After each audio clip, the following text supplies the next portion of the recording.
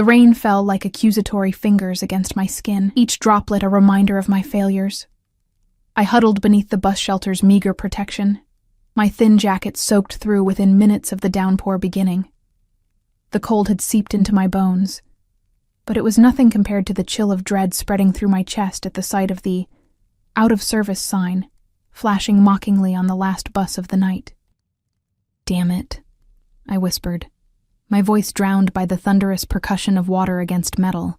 I glanced at my phone. 11:47 p.m., 3% battery, and no rideshare apps I could afford.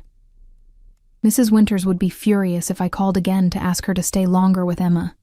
My 4-year-old daughter was probably asleep by now, tiny fingers clutching the worn teddy bear I'd salvaged from a thrift store last Christmas. 16 hours into a double shift at Pearson's Diner, my feet screamed in cheap non-slip shoes, and the scent of grease had permanently embedded itself in my pores. Tips had been miserable. Rent was due in 3 days, and now, 5 miles from home with no way to get there except my own exhausted legs, I stepped out from the shelter, resignation washing over me along with the rain. The storm had emptied the streets, transforming the usually busy avenue into an abandoned river of reflections and shadows. My name is Olivia Parker, 32 years old, single mother, and invisible to the world unless I'm pouring coffee or being hounded for late payments. The distant purr of an engine cut through the rainfall's white noise. Headlights pierced the watery curtain, illuminating the deserted street with twin beams that seemed to search rather than simply light the way. I squinted as the vehicle slowed. A sleek black Bentley, so out of place in this neighborhood that it might as well have been a spaceship. My heart skipped when it pulled alongside me, water rippling around its tires. The back window slid down with mechanical precision, revealing nothing but darkness within. "You shouldn't be walking in this weather." The voice that emerged was low, textured like aged whiskey over rough stones. I caught fragments of the man inside, the gleam of a heavy ring on long fingers, the sharp cut of an expensive suit jacket, the scent of cedar and something metallic that cut through the rain. "I'm fine," I lied, water dripping from my lashes, obscuring my vision. "No, you're not." Not a question. A statement of fact delivered with such quiet authority that I found myself unable to argue. "Where are you headed?" Self-preservation warred with desperation. Never get into cars with strangers was lesson 1 in every woman's handbook. But hypothermia was becoming a real possibility, and Emma needed me alive more than she needed me prudent. "Oak Ridge Apartments," I answered, trying to sound stronger than I felt. A pause. "That's on my way." It wasn't on anyone's way. Oak Ridge was the kind of place people only went to if they lived there or were delivering something no one wanted to deliver. The door swung open, revealing leather interior the color of blood. "Get in." I hesitated, rainwater forming rivulets down my back. Through the open door, I glimpsed another man in the front passenger seat, broad-shouldered, head-shaved, posture alert despite the late hour. A driver sat behind the wheel, equally vigilant. Neither turned to look at me. "I don't need—" I began. "You have someone waiting for you?" The voice from the shadows interrupted. My silence was answer enough. "Then get in before you drown." Something in his tone, not kindness exactly, but a certainty that I would comply, pushed me forward. I slid onto the leather seat, my soaked clothes immediately creating a puddle beneath me. "I'm sorry," I stammered, mortified by the water I was dripping everywhere. "I'm making a mess of your car. It's just water." As the door closed beside me, sealing us into climate-controlled silence, I finally saw him clearly. He occupied the opposite corner of the spacious back seat, giving me room that felt both considerate and calculated. Light from passing street lamps strobed across features that seemed carved rather than formed. Sharp cheekbones, a straight nose, and a mouth set in a neutral line that suggested it rarely smiled. Dark hair, styled with precision. Framed eyes so intensely focused that I had to look away. He wasn't handsome in the conventional sense. Handsome implied something approachable, something that invited admiration. This man's features demanded respect, perhaps fear. I guessed him to be in his early 40s, though something in his eyes spoke of experiences beyond his years. "Thank you for the ride," I managed, trying to occupy as little space as possible on the expensive leather. "I'm Olivia." He studied me for a moment longer than was comfortable. "Alessio Russo." The name settled in the space between us with a weight I couldn't explain. I'd never heard it before, yet something about the way he said it, the way the men in the front seat subtly straightened at the sound, told me it was a name that mattered. "Where exactly in Oak Ridge?" he asked. "Building C, but you can drop me at the entrance. I don't want to trouble you." His gaze flicked to my hands, which I realized were trembling slightly. From cold or fear, I wasn't sure anymore. "Are you ill?" The question was abrupt. "Just tired. Double shift," I explained, then immediately wondered why I was offering personal details to a stranger. He nodded once, then pressed a button. A panel slid open, revealing crystal glasses and a decanter. "Drink. It will warm you." "I don't. It's not a request." I accepted the glass he poured, the amber liquid catching light as the car glided through the rain-slicked streets. The whiskey burned a path down my throat, spreading warmth that made me realize just how cold I'd been. "Better?" he asked, though he seemed uninterested in my answer. "Yes. Thank you." We fell into silence. The privacy partition was up, but I could see the silhouettes of the driver and the other man through the tinted glass. They sat perfectly still, like sentinels. The car took a turn I didn't recognize, moving away from the direct route to Oak Ridge. "Excuse me," I said, anxiety fluttering in my chest. "But I think we're going the wrong way." Alessio's expression didn't change. "There's flooding on Westbrook. We're taking an alternate route." How did he know where I lived well enough to know alternate routes? Before I could formulate a response, my phone buzzed. Mrs. Winters. With trembling fingers, I answered, "Olivia, where are you? I need to leave soon. My son's car broke down and I have to pick him up." "I'm on my way," I said, trying to keep my voice steady. "There was a problem with the bus. I'm getting a ride. 20 minutes tops. Hurry up. Emma's been asking for you." The call ended as my battery died. Panic rose in my throat. "I need to get home. My daughter—" "Your daughter will be fine." His calm certainty both reassured and unnerved me. "We'll be there soon." The whiskey was making my head fuzzy, or perhaps it was exhaustion catching up with me. I fought to keep my eyes open as the car's gentle motion and warmth conspired against my determination to stay alert. "How old is your daughter?" Alessio asked unexpectedly. 4. I answered, surprised by his interest. "Her name is Emma." Something flickered across his face. So brief I might have imagined it. "And her father?" The question felt invasive, yet I found myself answering, "Not in the picture. He left when he found out I was pregnant." Alessio's jaw tightened almost imperceptibly. "Some men don't deserve the title of father." I nodded, unsure how to respond to the sudden intensity in his voice. The car slowed, and I realized with relief that we were pulling into the crumbling entrance of Oak Ridge Apartments. Rain continued to pound against the windows, but here, under the building's flickering exterior lights, it seemed less apocalyptic. "Thank you again," I said, reaching for the door handle. "You've been very kind. Wait." Alessio's command froze me in place. He reached into his jacket and produced a card. Heavy cream stock with only a phone number embossed in dark ink. "If you need anything." I hesitated before taking it. "I can't repay you." Something dangerous flashed in his eyes. I didn't ask for payment. The moment stretched between us, taut with unspoken meaning. Then the door beside me opened, the broad-shouldered man from the front seat now holding an umbrella over the opening. "Building C, correct?" Alessio confirmed.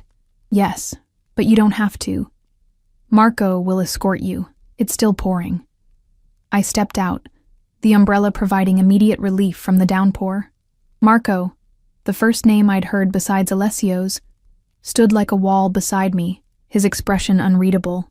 He gestured for me to lead the way. We walked in silence across the potholed parking lot. I was acutely aware of the contrast we must have presented, me in my waitress uniform under a sodden jacket, and this human monolith in an impeccable suit that probably cost more than my monthly rent. At Building C's entrance, I fumbled for my keys. "Thank you. I can manage from here."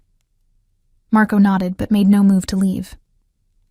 "Mr. Russo insists I see you safely to your door." Too tired to argue, I led him up 3 flights of stairs. The elevator had been temporarily out of service for 8 months, to apartment 3C.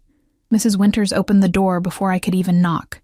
her aged face pinched with impatience that quickly morphed into alarm at the sight of Marco. "It's okay," I assured her quickly.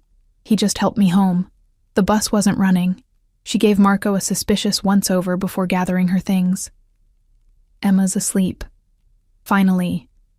She was asking for you all night." After paying Mrs. Winters and seeing her out, I turned to thank Marco, but he was already heading down the hallway, speaking quietly into what I now noticed was an earpiece. I closed and locked the door, leaning against it as exhaustion threatened to buckle my knees. The apartment was small, one bedroom that Emma and I shared, a combination living room kitchen with furniture salvaged from various secondhand stores, and a bathroom with perpetually temperamental plumbing. But it was home, and Emma was here. I crept into the bedroom. My daughter lay curled on her side of the bed, golden curls splayed across the pillow, her breathing deep and even. Something tight in my chest loosened at the sight of her.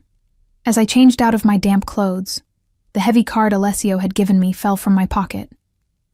I picked it up, running my fingers over the embossed number. There was something unsettling about the entire encounter. The expensive car, the men who moved like trained soldiers, Alessio himself, with his penetrating gaze and commanding presence. Normal people didn't travel with security. Normal people didn't drive Bentleys through the worst part of town during a storm. Normal people didn't exude power like a physical force. I slipped the card into my bedside drawer, telling myself I would never use it. Then I curled around Emma, breathing in her sweet, innocent scent, and fell into an exhausted sleep haunted by dark eyes that seemed to see right through me.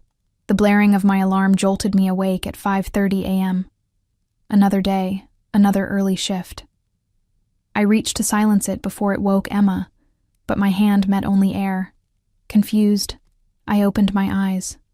This wasn't my bed. This wasn't my room. Panic surged through me as I bolted upright. Instead of my cramped bedroom with its water-stained ceiling and thrift store furniture, I found myself in a spacious chamber draped in luxury.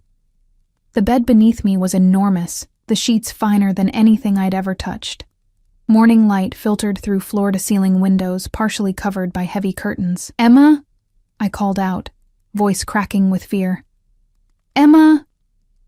The only response was silence. I scrambled from the bed, noticing I was wearing silk pajamas I'd never seen before. My heart hammered against my ribs as I tried the nearest door, a walk-in closet larger than my entire apartment. The next revealed a palatial bathroom. The third door opened to a hallway, lined with artwork that probably cost more than I'd earn in several lifetimes. And there, standing at attention like sentinels, were two men in dark suits. One was Marco, the mountain who had escorted me home last night. The other was unfamiliar but cut from the same intimidating cloth. "Where am I?" I demanded, fear making my voice shrill. "Where is my daughter?" Marco stepped forward, his expression professionally blank. "Ms. Parker, Mr. Russo is waiting to speak with you downstairs." "I don't care. Where is Emma? What have you done with my daughter?" "Your daughter is safe," Marco replied evenly. "She's having breakfast in the kitchen, if you'll follow me." I pushed past him, running down the hallway, my bare feet silent against the plush carpet. Emma, where are you?" I heard her before I saw her, the familiar sound of her giggles floating up from somewhere below. I followed the sound, taking stairs two at a time, ignoring the men who trailed behind me without trying to stop my frantic search. The staircase opened into a vast foyer with marble floors and a chandelier that dripped crystal like frozen tears. I spun around, disoriented by the opulence, until Emma's laugh guided me through an archway into a kitchen that could have housed my entire apartment. And there she was, perched on a high stool at a massive island, happily eating what appeared to be chocolate chip pancakes shaped like Mickey Mouse. Behind her stood a woman in a chef's uniform, smiling indulgently. "Mommy?" Emma exclaimed when she saw me, chocolate smeared across her cheek. "Look, Anna made me Mickey, and we have a swimming pool. A real one." Relief made my knees weak, but confusion and anger quickly rushed in to fill the void. "Emma, are you okay? Did anyone hurt you?" Her little brow furrowed in puzzlement. "No, silly. I waked up in a princess bed, and Mr. Al said we can stay for a while because our house got sick." "Mr. Al," I repeated, a chill running down my spine. "Good morning, Olivia." The voice from the doorway froze me in place.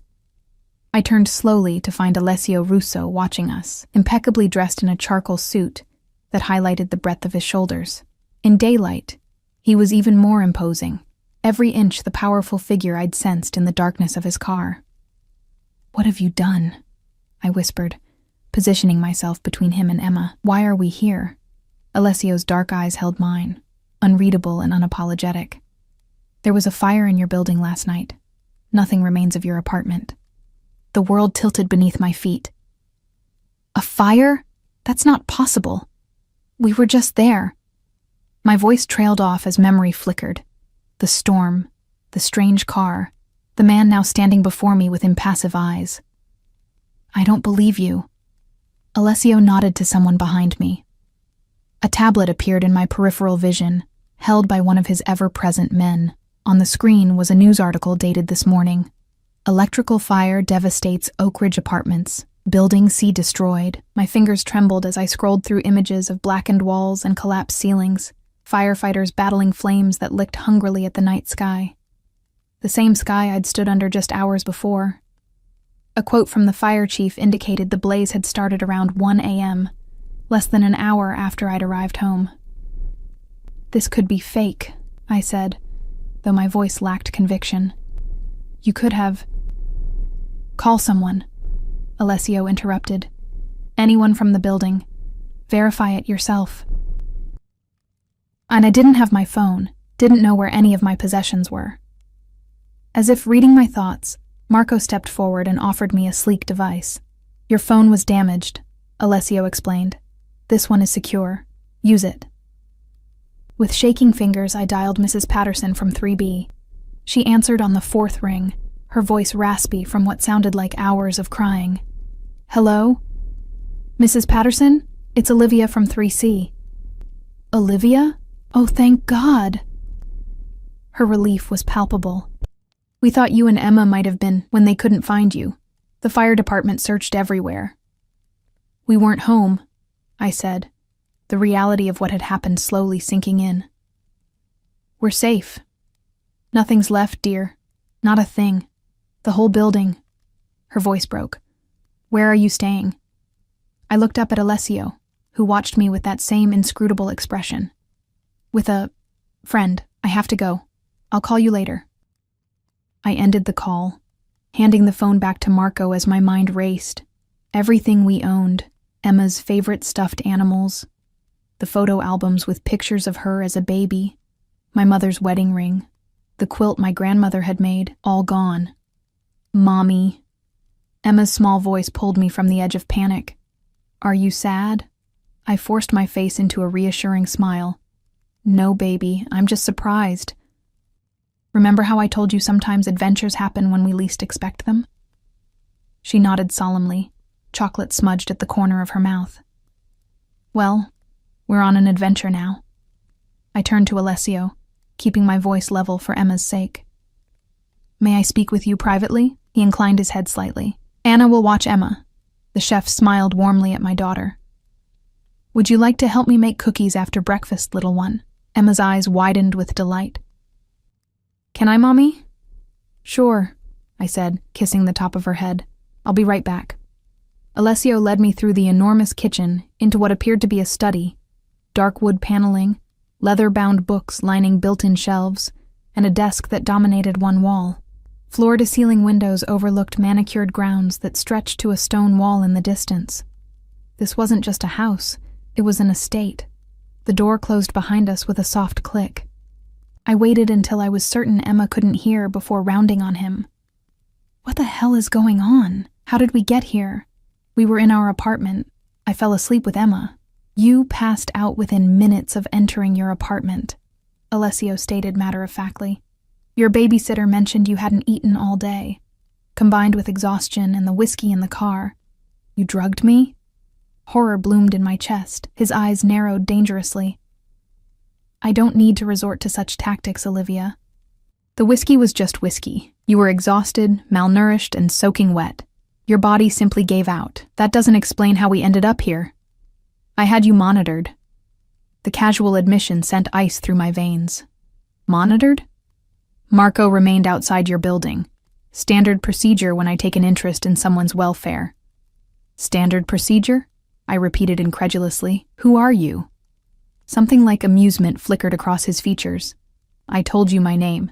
Names don't explain why a stranger in an expensive car would pick up a waitress in the rain, or why that same stranger would have her monitored, or why... My voice caught as another realization hit me.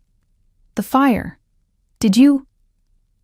The temperature in the room seemed to drop 10 degrees.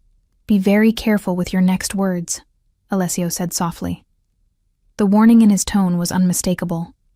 I swallowed hard but held my ground. Then explain why we're here instead of a hotel or a shelter or anywhere else normal people would go after losing their home. He studied me for a long moment, as if deciding how much to reveal. My driver noticed the electrical issues in your building while escorting you up. The wiring in the hallway was exposed, sparking. He reported it to me immediately after leaving you. And you didn't warn anyone? Call the fire department? I made the call. They were too busy with other emergencies due to the storm. His lip curled slightly. By the time Marco returned to extract you, the fire had already started. He carried you and your daughter out through the service stairs while my men evacuated as many others as they could reach. The matter-of-fact way he described what must have been a chaotic, life-threatening situation was chilling. Why would you do that? You don't know me. Alessio moved to a sideboard and poured 2 glasses of water, offering me one. Consider it a fortunate coincidence that our paths crossed when they did. I didn't believe in coincidences anymore. Not with this man. I accepted the water but didn't drink. I want to leave, I stated firmly. Thank you for saving us, but Emma and I need to figure out our next steps. And go where exactly? His tone wasn't unkind, but the question hit like a slap. Your building is gone. Your possessions are gone. Your workplace is 20 miles from here, and you have no transportation. Each point landed like a body blow, reality crashing down around me. I had no home, no clothes beyond what I was wearing, no money saved, and no one to turn to. I'll figure something out, I insisted, though my voice had lost its conviction. Your daughter seems happy here, Alessio observed. She's safe, fed, and currently excited about making cookies. Why not allow her that small comfort while you consider your options? He was manipulating me, using Emma as leverage. The worst part was, it was working. The thought of dragging her from this warm, secure environment into the uncertainty of our new reality made my stomach clench. What do you want from us?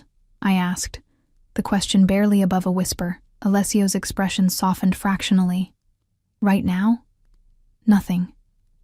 You'll stay here while you sort out your insurance claim, if you had insurance, and find new accommodations. Emma will continue to make cookies with Anna and explore the swimming pool she's so excited about.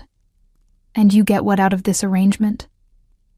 His eyes held mine, the satisfaction of knowing I prevented a child from becoming homeless. I didn't believe him. Couldn't believe that simple altruism motivated a man like Alessio Russo. Men with security details and Bentleys and estates didn't rescue waitresses out of the goodness of their hearts. I need to check on Emma, I said finally, setting down the untouched water. Alessio nodded. Of course. Anna will show you both around after breakfast. I have business to attend to, but I'll join you for dinner. It wasn't a request. Back in the kitchen, Emma was happily chatting with Anna, who seemed genuinely charmed by my daughter's endless questions. The chef looked up as I entered, her warm smile revealing laugh lines around kind eyes. Your little one has quite the appetite, she said in a lilting accent I couldn't quite place. Would you like something to eat as well? My stomach growled in response. I hadn't eaten since a hurried sandwich during my break yesterday. That would be nice. Thank you. As I sat beside Emma, accepting a plate of eggs and toast that smelled divine, I tried to process everything that had happened. My apartment was gone. My few possessions had been reduced to ash. And somehow, through a series of events I still couldn't fully comprehend, my daughter and I had ended up in the mansion of a man who was either our savior or something far more dangerous. Look, Mommy. Emma held up a napkin where she'd drawn what appeared to be a house with several stick figures. That's our new house. And that's you, and me, and Anna, and Mr. Al, and the big man who carried me when I was sleeping. I froze with fork halfway to my mouth. The big man carried you? Emma nodded enthusiastically. When we were leaving. You were sleeping too, and he carried you like a princess. And then we came in a big car to the castle. I set down my fork, appetite vanishing. The image of Marco, or whoever it had been, carrying my unconscious daughter through a burning building while I was equally helpless, sent a wave of nausea through me. We had been completely at their mercy. We still were. After breakfast, Anna gave us a tour of the main floor of what I now understood was Alessio's primary residence. The kitchen opened onto a formal dining room that could seat 20, which in turn connected to a great room with soaring ceilings and a wall of windows overlooking sculpted gardens. A media room housed a screen larger than my former living room wall, and multiple sitting areas offered different views of the grounds.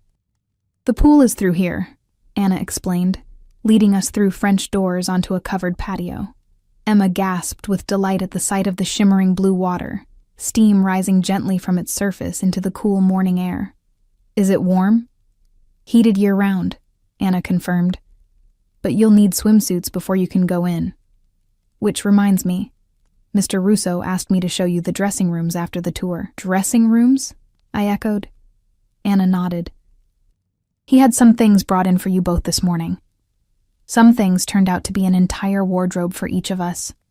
The dressing room adjacent to the bedroom where I'd awakened contained rack after rack of clothing in precisely my size. Everything from casual wear to evening gowns, with shoes, handbags, and even lingerie to match each outfit. A similar setup filled a smaller room connected to what had apparently been designated as Emma's bedroom, complete with the princess bed she'd mentioned, a canopied confection that would have made Disney royalty jealous.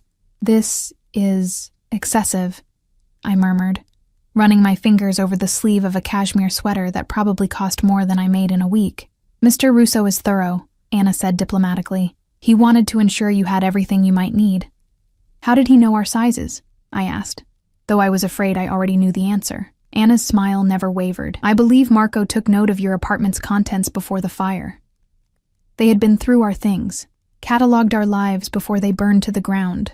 The violation sent a chill down my spine, even as a tiny voice in my head whispered that at least we had clothes to wear. I'll leave you to change, Anna said. Emma mentioned wanting to try the pool, so I've laid out swimsuits for you both. Towels are in the cabana. I'll be in the kitchen preparing lunch if you need anything. Left alone, I sank onto a velvet ottoman, trying to make sense of my new reality. The clothes surrounding me represented more money than I'd ever possess. The house itself was like something from a magazine spread, too perfect, too luxurious to be real. And somewhere within its walls was Alessio Russo, the man who had orchestrated all of this for reasons I couldn't begin to understand.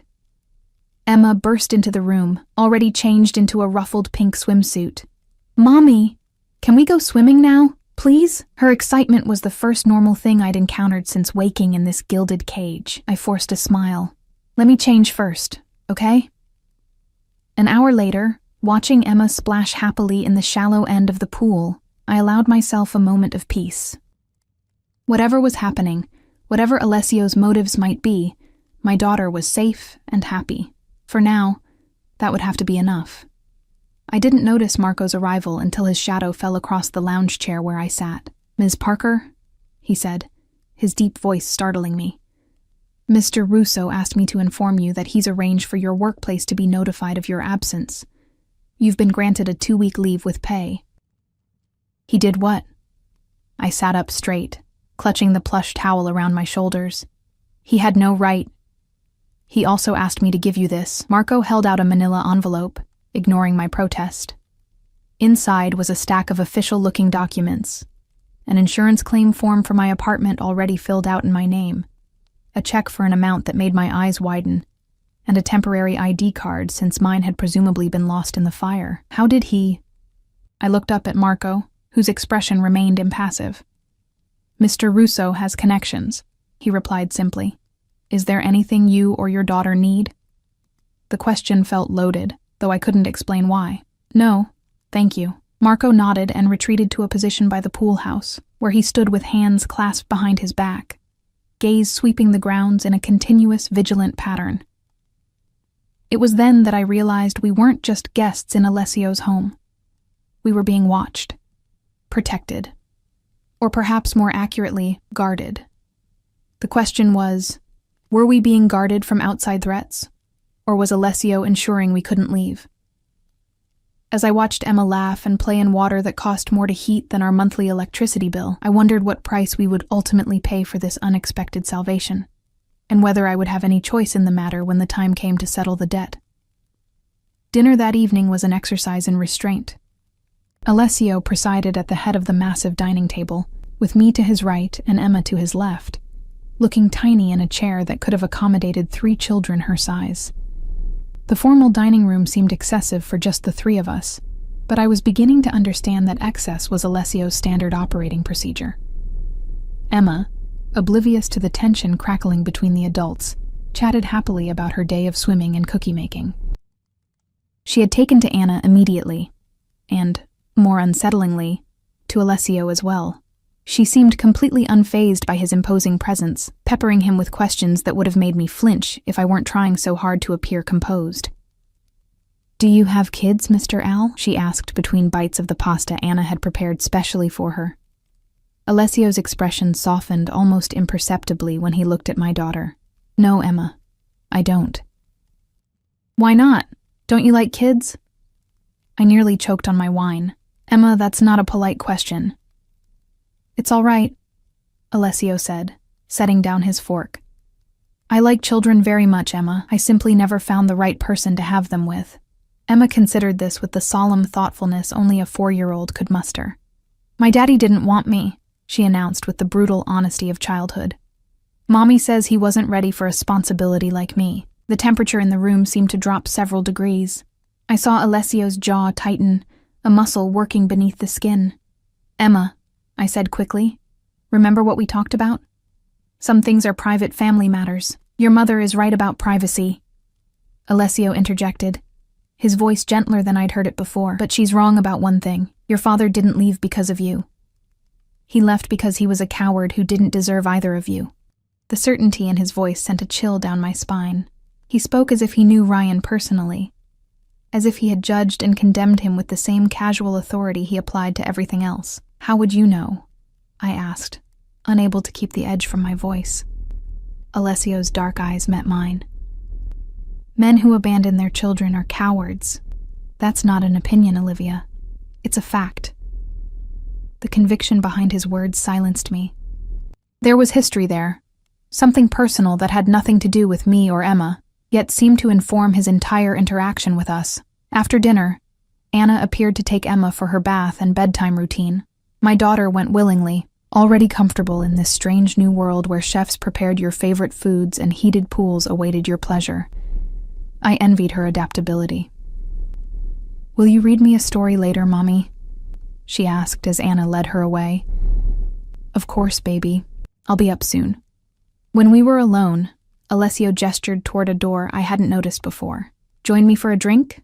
It wasn't really a question. I followed him into what appeared to be a study, different from the one we'd spoken in that morning. This room was smaller, more intimate, with a fireplace crackling against one wall, and shelves lined with books that looked actually read rather than chosen for their leather bindings. He poured amber liquid into 2 crystal tumblers, offering one to me. I accepted it, but didn't drink. "You have questions," he stated, settling into a leather armchair and indicating I should take the one opposite. "About 100, I admitted, perching on the edge of the seat. "Starting with how you knew about the insurance claim. I didn't have apartment insurance." A ghost of a smile touched his lips. "You do now. Retroactive to 3 months ago. That's not possible. Many things become possible with the right connections. And you just happen to have connections in the insurance industry. I have connections everywhere, Olivia." He took a sip of his drink, watching me over the rim of his glass. "The more pressing question is what you plan to do next." I stared at him, caught off guard by the directness. "Find a new apartment, obviously. Go back to work, rebuild our lives. With what resources?" The question stung because it exposed the precariousness of my situation. Even with the insurance money, which I still wasn't convinced was legitimate, finding affordable housing would be nearly impossible on my waitress salary. Childcare for Emma alone ate half my income. "I'll figure it out," I said, with more confidence than I felt. "I always do. Always having to figure it out is exhausting, isn't it?" His perception was uncomfortable, never having a safety net. always one mishap away from disaster. What's your point? I asked, defensive now. My point is that you don't have to leave. He stated it matter-of-factly, as if offering me the weather forecast rather than something that would fundamentally alter our lives. You and Emma can stay here indefinitely.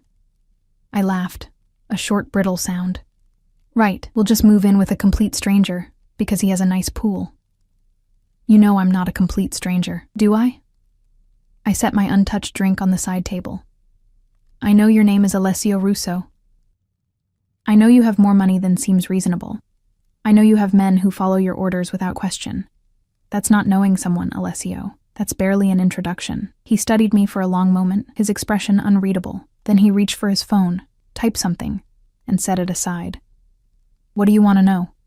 The question seemed sincere, which only made me more suspicious. Why us? Why did you stop for me in the rain? Why bring us here? I was driving home from a business meeting. I saw you walking in a dangerous neighborhood during a storm. Basic human decency. Most people's basic human decency doesn't extend to creating fake insurance policies or buying entire wardrobes for strangers. He conceded the point with a slight inclination of his head. I have the means to help in ways others don't.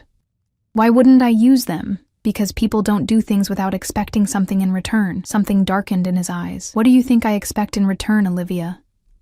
The question hung between us, heavy with implication. I felt heat rise to my cheeks but forced myself to hold his gaze. I don't know. That's what frightens me. A knock at the door interrupted us. Marco entered, his expression as impassive as ever. Everything is arranged, sir, Alessio nodded. Thank you, Marco. When we were alone again, I raised an eyebrow. What's arranged? Information. You said you don't know me. He picked up his phone, swiping through something before handing it to me. Now you can. On the screen was what appeared to be a dossier, a comprehensive background on Alessio Russo. Business holdings, philanthropic endeavors, properties, even press clippings. It was surreal, like being handed someone's autobiography in bullet points. You just happen to have this ready? I asked skeptically. I had it prepared while we were talking. As I said, I have resources. I scrolled through the document, trying to make sense of the man before me. According to this carefully curated information, Alessio was 41, had never married, and controlled a vast business empire spanning real estate, shipping, and finance. He served on charitable boards, funded scholarships, and maintained residences in 3 countries. It was impressively comprehensive. It was also, I was certain, heavily redacted. This tells me what you do, I said, handing back the phone. Not who you are. The two are often inseparable. Not in my experience. He smiled then, a real smile that transformed his severe features into something almost approachable. You're not easily impressed, are you, Olivia? I'm a single mother who works 60-hour weeks to keep a roof over her daughter's head. I don't have time to be impressed, and yet you've managed to raise a remarkable child. Emma is intelligent, curious, and surprisingly well-adjusted for someone whose life has had so much instability. The genuine admiration in his voice caught me off guard. She's everything to me. I can see that. He leaned forward, his expression intent. Which is why my offer stands. Stay here, where she's safe and happy. Where you both can have stability and security. Why? The question came out as barely a whisper. Because I can provide it. He said it simply, as if it were the most natural thing in the world. Because she deserves it. Because you deserve it. You don't know what I deserve. You don't know me. I know more than you think. The statement sent a chill through me. Before I could respond, my attention was caught by a silver-framed photograph on the desk behind him, one I hadn't noticed before. It showed a much younger Alessio, with his arm around a woman who could have been my sister. Our resemblance was so striking. Same honey-blonde hair, same delicate features, same green eyes that now stared back at me from a face frozen in time. My breath caught. Who is that? Alessio followed my gaze, his expression shuddering. My sister, Sophia. She looks like you. Yes. He stood abruptly, moving to the liquor cabinet to refill his glass. She died 15 years ago. The pieces began to click into place with sickening clarity. That's why you stopped for me. I reminded you of her. He didn't deny it. The resemblance was startling. Is that what this is? Some twisted way to bring her back? Anger flared, hot and sudden. I'm not your sister, Alessio. Emma and I aren't replacements for whatever family you've lost. I never said you were. His voice had gone cold, the brief glimpse of vulnerability vanishing behind the impassive mask I was beginning to recognize as his default. The resemblance caught my attention. Your situation compelled my assistance. The two are separate matters. I wasn't convinced. I should check on Emma. Of course. He stepped aside, clearing my path to the door. We'll continue this conversation tomorrow. It wasn't a request. Upstairs, I found Emma already tucked into her princess bed, eyes heavy with sleep, but fighting to stay awake until I arrived. I read her the promised story, a beautifully illustrated book from the shelves in her new room, and kissed her forehead as she drifted off. I like it here, Mommy, she murmured, already half asleep. Can we stay forever? I didn't answer, my throat tight with emotions I couldn't name. Instead, I stroked her hair until her breathing deepened into sleep, then slipped from the room. In the hallway, I nearly collided with a woman I hadn't seen before. Middle-aged, with sharp eyes, and an efficiently neat appearance. She carried a stack of fresh towels. Sorry, I apologized automatically. I didn't see you.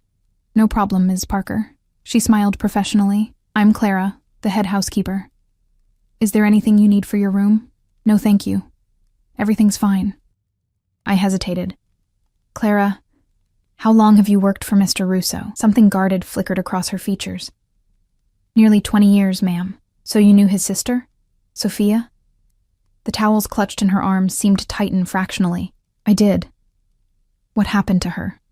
Clara glanced down the hallway, though we were alone. It's not my place to discuss family matters, Ms. Parker. Please, I pressed. I need to understand why we're here. She sighed, her professional demeanor cracking slightly. She was murdered. Her husband killed her when she tried to leave him. Her voice dropped to barely above a whisper. She had a daughter. Not much older than your Emma. She died too. Horror washed through me. I'm sorry. I didn't know. Mr. Russo doesn't speak of it. It nearly destroyed him. She squared her shoulders, professionalism slipping back into place. If there's nothing else you need? I shook my head, and she continued down the hallway, leaving me with a sickening knot in my stomach. The resemblance to Sophia, Emma's age. It couldn't be coincidence. Alessio saw in us some echo of his lost family, and the realization made me deeply uneasy.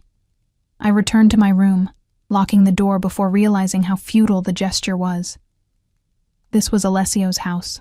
A locked door wouldn't keep him out if he decided to enter. Sleep eluded me as I stared at the ornate ceiling, my mind racing. I needed to leave, to get Emma away from this place, and the man whose interest in us stemmed from tragedy and loss. But where would we go? How would I protect her from the harsh realities waiting beyond these walls? Morning came too quickly, pale light filtering through curtains I'd forgotten to close. I showered in the marble bathroom, trying not to become accustomed to the luxury that surrounded me. Choosing the simplest outfit I could find from the extensive wardrobe, jeans and a sweater that probably cost more than my weekly salary, I went to check on Emma. Her room was empty, the bed neatly made. Panic fluttered in my chest until I heard her laugh echoing from somewhere downstairs. I followed the sound to the kitchen, where I found her perched on a stool, helping Anna make pancakes. "Mommy," she called when she saw me. "I'm cooking." "I see that." I smiled, kissing the top of her head. "Good morning, Anna." The chef returned my greeting warmly. Emma has been telling me all about the zoo animals she wants to see. Apparently Mr. Russo promised to take her today. My smile froze. Did he? He said we can see the penguins. Emma bounced excitedly. And the lions and the monkeys and everything. That's a big promise to make without checking with me first, I said, trying to keep my tone light. Oh. Emma's face fell. Don't you want to go to the zoo, Mommy? I was saved from answering by Alessio's arrival. He looked immaculate as always, though today he wore casual attire, dark jeans and a charcoal sweater that somehow managed to look both relaxed and intimidating. "Good morning," he greeted, his eyes finding mine immediately. "I trust you slept well." Before I could respond, Emma launched into an excited recounting of the zoo plans. Alessio listened with what appeared to be genuine interest, his severe features softening as my daughter described, in excruciating detail, every animal she hoped to see. "Emma," I interrupted gently, "why don't you go upstairs and get dressed? There's a new outfit on your bed that might be perfect for the zoo." She scrambled down from her stool, racing from the room with an energy I envied. When we were alone, save for Anna, who discreetly busied herself at the stove, I turned to Alessio. "You had no right to make promises to my daughter without consulting me." "You're right," he conceded, surprising me. "I should have discussed it with you first." Emma mentioned wanting to see animals, and I acted impulsively. The apology, unexpected as it was, deflated some of my anger. "I appreciate that, but I need you to understand something. Emma is my daughter. Mine. Not a replacement for your niece, not a second chance at whatever family you lost. Do you understand that?" His expression darkened. "Clara told you about Sophia. She didn't want to." I asked. He was silent for a long moment, tension radiating from him in almost palpable waves. When he finally spoke, his voice was controlled, but I sensed the effort it cost him. "I understand your concern. The resemblance between you and my sister is remarkable. But I assure you, I don't see you as her replacement." His eyes met mine, intense and unflinching. "What happened to Sophia and her daughter is why I stopped for you that night. Not to replace them, but because I couldn't bear to see history repeat itself." "What are you talking about?" "A woman alone, vulnerable, with a young child. No resources, no protection." His jaw tightened. "Sophia was in a similar situation when she met her husband. He promised her security, gave her a life of luxury, then turned it into a prison." The parallel he was drawing sent ice through my veins. "I'm not Sophia." "No," he agreed softly. "You're stronger than she was, but the world is no kinder now than it was then." Before I could respond, Emma came racing back into the kitchen, dressed in a cute outfit clearly chosen for a day at the zoo. Her excitement was contagious, making it impossible to continue the serious conversation. "Are we going now?" she asked, practically vibrating with anticipation. Alessio looked to me, waiting for my decision. The realization that he was actually respecting my authority as Emma's mother surprised me. "Yes," I said finally, unable to disappoint my daughter. "We're going to the zoo." What I didn't say, what I couldn't say with Emma present, was that this would be our last day in Alessio's world. Tomorrow, I would take the insurance money and find us a new place, far from the complications and unspoken expectations that seemed to permeate every interaction with this man. I couldn't afford to be drawn into his orbit, to become dependent on his generosity, or to allow Emma to form attachments that would only hurt her when they inevitably ended. We needed to return to our real life, difficult as it was. What I didn't realize then was that our real life had already been irrevocably altered, and that leaving Alessio Russo would prove far more difficult than I ever imagined. The zoo outing was disarmingly normal, or as normal as anything could be with an entourage of security personnel maintaining a discreet perimeter around us. Emma darted from exhibit to exhibit, her excitement inexhaustible. Alessio stayed close, his attention divided between my daughter's delight and the constant vigilance of his men. I watched him with Emma, searching for signs of manipulation or unhealthy attachment. Instead, I saw only patience and a kind of wistful gentleness that made my chest ache. He answered her endless questions thoughtfully, knelt to her level when pointing out animals, and seemed genuinely amused by her unfiltered observations. "Mr. Al," she said, tugging at his hand as we stood before the lion enclosure. "Are you rich?" I choked on my water. "Emma, that's not polite." Alessio's lips quirked upward. "It's a fair question." "Yes, Emma. I am what people would consider rich." She nodded sagely. "I thought so. You have a swimming pool and lots of big men who follow you around. Are they your friends?" "They work for me," he replied. "Their job is to keep people safe." "Like superheroes?" Her eyes widened. "Not exactly." He glanced at Marco, who maintained his stoic expression despite the comparison. "They're more like guardians. Do they keep you safe from bad guys?" Something flickered across Alessio's face. A darkness quickly concealed. "Sometimes, they also help me keep other people safe." Like me and Mommy? Exactly like you and your mommy. She considered this, her small brow furrowed in concentration. Are there bad guys after us, Emma?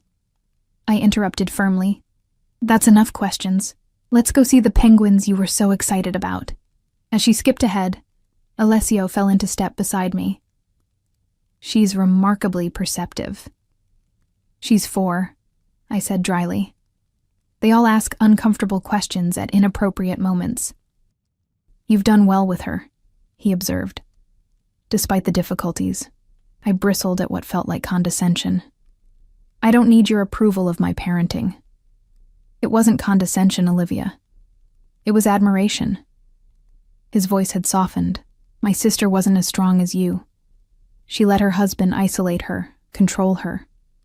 By the time she finally tried to leave, he trailed off, pain etching lines around his eyes that made him look suddenly older. I felt a reluctant stab of sympathy. I'm sorry about your sister, I said quietly, and your niece. But you need to understand that Emma and I can't be your second chance. Is that what you think this is? What else could it be? You see a woman who looks like your dead sister, with a daughter close to your niece's age, and suddenly you're offering us a life most people only dream about. It's not healthy, Alessio. Not for you, not for Emma, and not for me.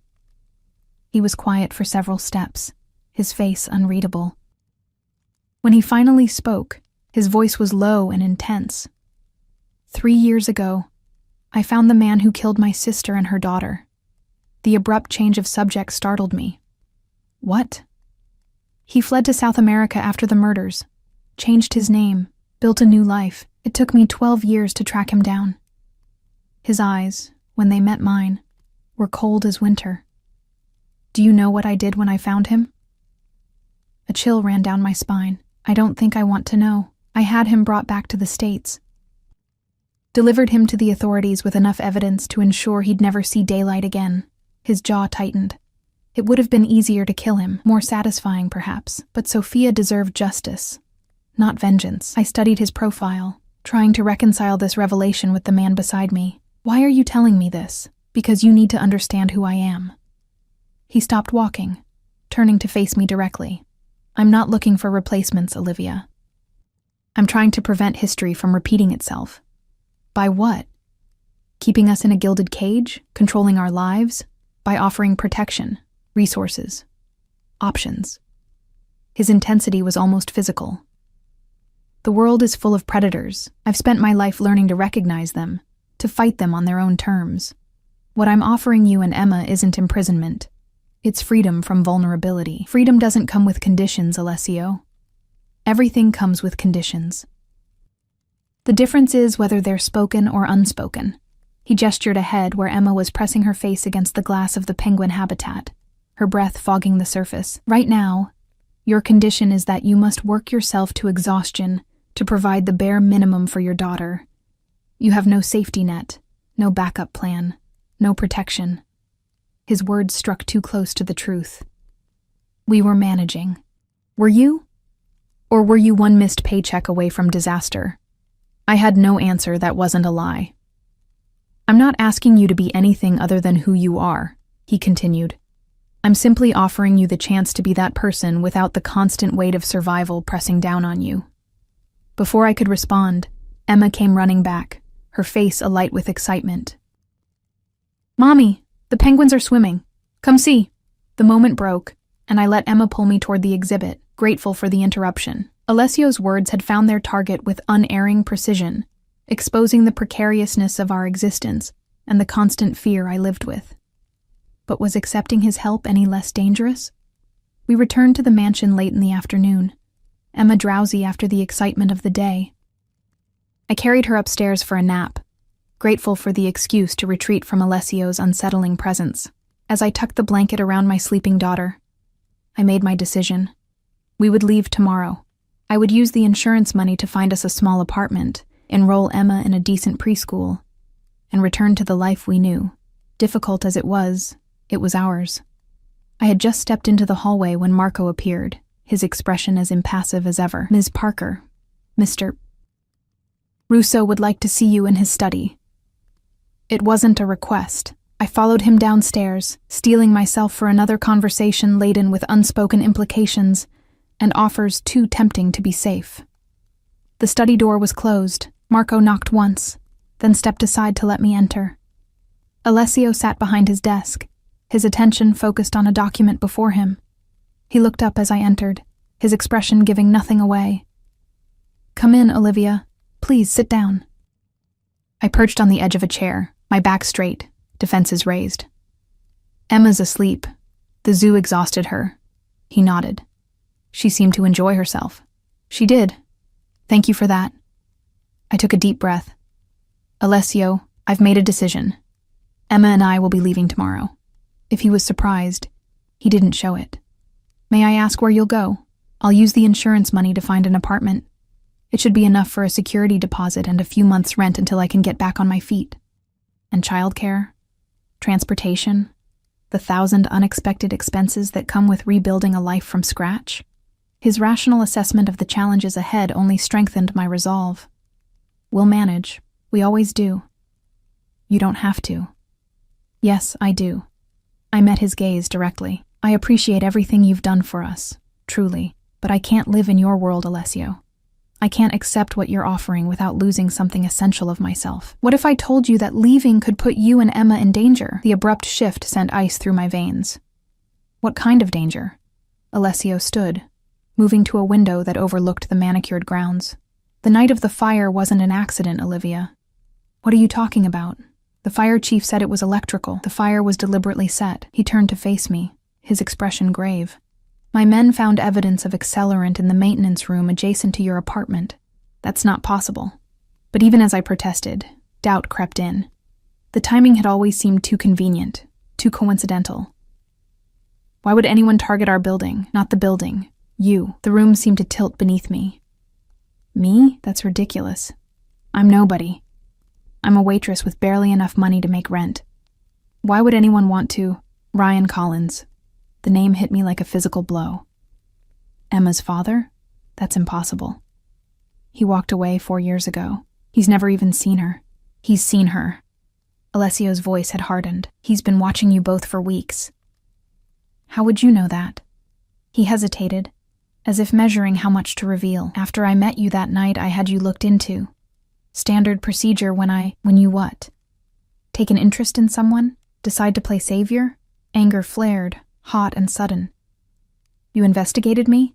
"I did." He didn't even have the decency to look ashamed. And what I found concerned me. "Ryan Collins isn't just your ex-boyfriend, Olivia. He's connected to people who operate outside the law." "You're lying." But a cold knot of dread was forming in my stomach. Ryan had always been evasive about his work, his money, the people he associated with. It was one of many reasons our relationship had been doomed from the start. "I wish I were." Alessio crossed to his desk, opening a folder and sliding several photographs across the surface. These were taken in the week before the fire. With trembling fingers, I picked them up. The first showed Ryan, older, harder than I remembered, standing outside Pearson's diner. The next caught him watching Emma on the playground at her preschool. The last, most chilling of all, captured him outside our apartment building, speaking with someone whose face was obscured. "This doesn't prove anything," I whispered, though the evidence was damning. Maybe he just wanted to see her. After all this time. "Ryan Collins works for Vincent Caruso." Alessio spoke the name as if it should mean something to me. When I didn't react, he continued. "Caruso controls most of the drug trade on the East Coast. Collins handles money laundering through a network of shell companies and front businesses." "How do you know all this?" Alessio's eyes met mine, unflinching. "Because I know exactly who and what Vincent Caruso is. I've spent years dismantling his operation piece by piece, business by business." Understanding dawned with sickening clarity. "You're like him." "No." The word was sharp, definitive. "I'm nothing like Caruso. My businesses are legitimate. My methods are not. But you're... what? Some kind of mob boss?" The accusation hung between us. "I prefer businessman with extensive security concerns," he replied, with the ghost of a smile that didn't reach his eyes. "But the important thing right now is that Collins has resurfaced for a reason. And that reason involves you and Emma. My head was spinning, reality shifting beneath my feet. I don't understand. Why now? After 4 years of complete silence. Because Caruso is losing ground, fast. He's desperate for leverage against his enemies. Alessio's expression darkened. Including me. What does that have to do with us? The night I picked you up in the rain. That wasn't coincidence, Olivia. One of Colin's men had been following you. My security team noticed and alerted me. He leaned forward, intensity radiating from him. I didn't stop because you looked like Sophia, though the resemblance is striking. I stopped because you were in immediate danger. I struggled to process this new reality. So, the fire was meant to flush you out, make you vulnerable, desperate for help. His jaw tightened. If I hadn't gotten to you first, Collins would have been there with a convenient solution to all your problems. Why would he do that? He wanted nothing to do with us. Because you're valuable now. Alessio's voice gentled. You're connected to me. The implication stole my breath. You're saying we're in danger because of you. You were in danger before I entered the picture. The difference is that now you have protection. He gestured around us. Why do you think I brought you here? This estate has security measures that would make most government facilities envious. My mind raced, trying to separate truth from manipulation. How do I know you're not making this up to keep us here? Instead of answering, Alessio pressed a button on his desk. Moments later, Marco entered carrying a tablet. Show her. Marco handed me the device. On the screen was a video, surveillance footage from what appeared to be a restaurant. The timestamp indicated it was from 3 days ago. I recognized Ryan immediately, sitting across from a heavy-set man whose face spoke of power and cruelty. They were arguing, Ryan's gestures becoming increasingly agitated. The video had no sound, but I didn't need to hear the words to understand the threat, when the other man, Caruso, I presumed, grabbed Ryan by the throat. He's been given an ultimatum, Alessio explained quietly. Deliver you and Emma, or pay with his life. I set the tablet down, my hands shaking. I need to think. It's too much. Of course. Alessio's voice was gentle now, understanding. Take all the time you need, but understand this. If you walk out that door, I can't guarantee your safety, not yours, and not Emma's. So we're prisoners after all. No. He moved around the desk until he stood directly before me. You're free to leave whenever you choose. I'm simply asking you to make that choice with full awareness of the consequences. I stood, needing distance from his overwhelming presence. I need to check on Emma. He stepped aside, clearing my path to the door. She's safe here, Olivia. You both are. I fled the study, mind reeling. Upstairs, I found Emma still sleeping peacefully, one arm flung above her head, lips slightly parted. The sight of her, so vulnerable, so trusting, sent a wave of fierce protectiveness through me. If what Alessio said was true, and the evidence suggested it was, walking away meant exposing her to dangers I couldn't fight alone. Staying meant accepting Alessio's protection, his world, and whatever unspoken expectations came with them. There were no good choices, only impossible ones. Night fell, and I remained by Emma's bedside, watching her sleep as I wrestled with my decision. When she finally stirred, blinking up at me with sleepy confusion, I forced a smile. Hey, sleepyhead, you were tired from all those animals, she yawned, stretching like a cat. Can we go swimming again? Maybe tomorrow. I smoothed her tousled curls. Are you hungry? Dinner should be ready soon. She nodded enthusiastically, all traces of sleep vanishing at the mention of food. As I helped her wash up and change, my mind continued its frantic calculations. Stay or go, safety or freedom, the devil I knew or the one I didn't. Dinner was a subdued affair. Alessio was absent, having been called away on business according to Anna. I was secretly relieved, needing space to think without his intense presence influencing my decision. After tucking Emma in for the night, I wandered the vast house, eventually finding myself on a terrace overlooking the moonlit grounds.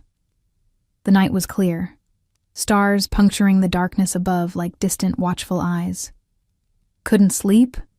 I whirled to find Alessio standing in the doorway, his silhouette outlined by the warm light from within. He'd loosened his tie, and for the first time since I'd met him, he looked slightly disheveled. Human rather than the immaculate, untouchable figure I'd come to expect. I have a lot on my mind. He moved to stand beside me at the stone balustrade, keeping a respectful distance between us. Understandable. We stood in silence for several moments, the night air cool against my skin. Finally, I spoke the question that had been haunting me since our earlier conversation. "What do you want from us, Alessio? Really?" He considered the question, his profile sharp against the night sky. "Initially, protection. The chance to keep you both safe from Collins and his associates. And now?" His gaze found mine, startlingly direct in the moonlight. "Now, I find myself wanting more." My heart stuttered. "What does that mean?"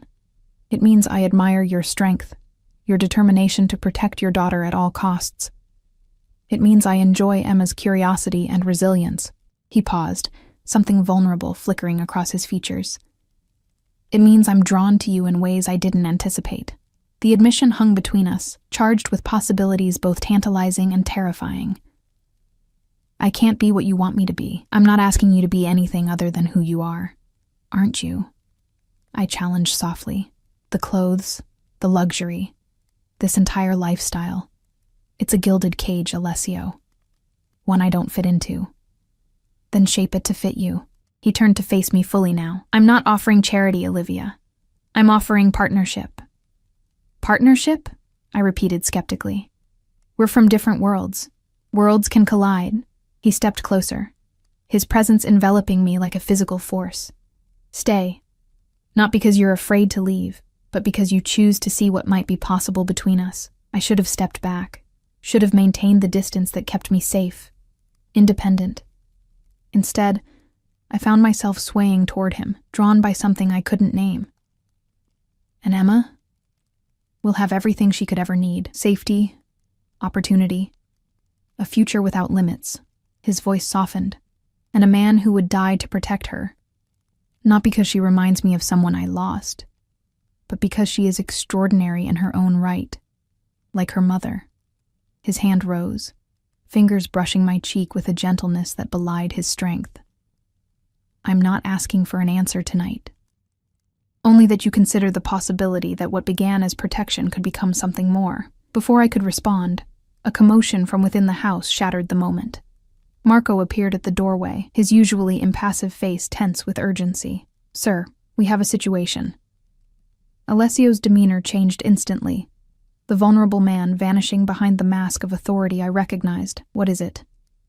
"Perimeter breach at the north gate. Collins has been identified among the intruders." Cold fear gripped my heart. "Emma is secure," Marco assured me. "Davis and Chen are with her." Alessio turned to me, his expression grave. "Go to Emma. Stay with her. Do not leave her side for any reason." "What's happening?" My voice sounded distant to my own ears. "What I've been preparing for." He signaled to Marco, who immediately moved to escort me inside. "Collins made his choice.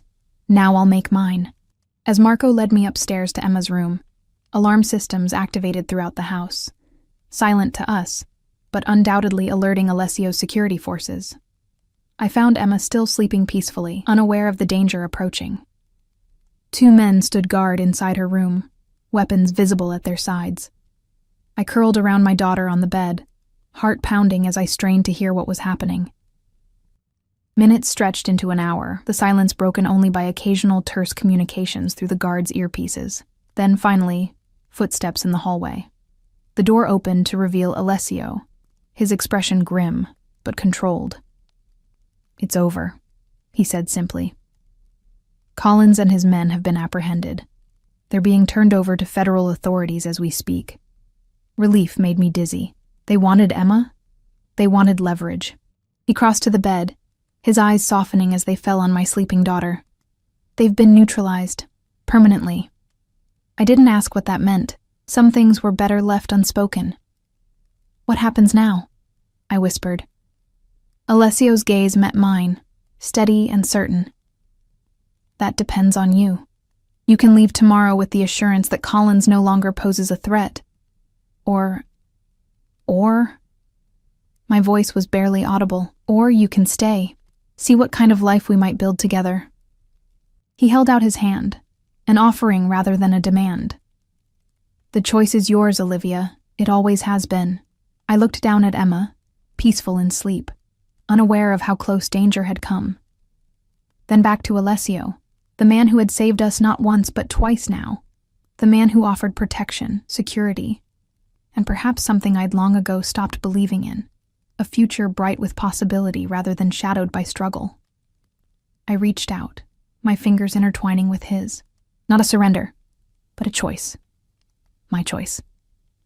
We'll stay, I said softly. For now. His smile transformed his face, revealing the man beneath the power and control. For now, he agreed, and perhaps, one day, for always. As he sat beside us, his free hand gently brushing Emma's hair from her forehead with a tenderness that made my heart ache, I realized that sometimes the most unexpected turns in life's road lead not to captivity, but to freedom. Not to loss, but to something found. And sometimes, a ride accepted in the rain can lead to a future you never dared imagine. Thank you all so much for following this story. If you're enjoying it, don't forget to like and subscribe, because your support is important for me to continue here.